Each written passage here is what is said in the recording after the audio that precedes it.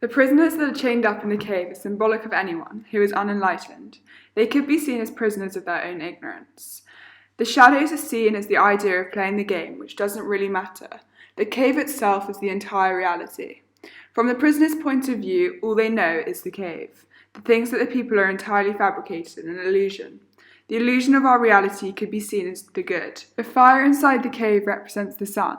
The symbolism behind this steep slope represents the journey of the philosopher, and it's seen as a struggle, and how you wake up not knowing your reality. At the beginning, he firstly sees the objects, then the shadow, then the sun, showing that you don't gain knowledge immediately. The philosopher's job is to explain what is actually true. Plato essentially says that if you want to run society, then you have to be the most knowledgeable about everything. In reality, no one can leave the cave.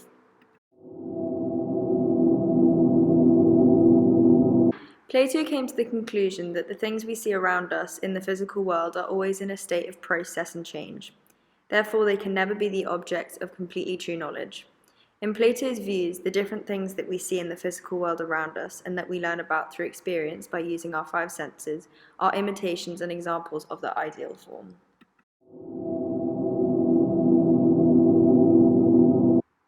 The different forms are all related to each other and arranged in hierarchy, the most important being the form of the good. Goodness is seen as the purest, most abstract of the forms, the furthest away from the physical world.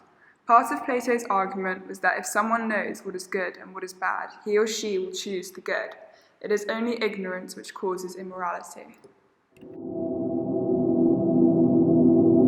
Plato was convinced that there were two realms, one of ideas, forms, and one of matter, the physical world.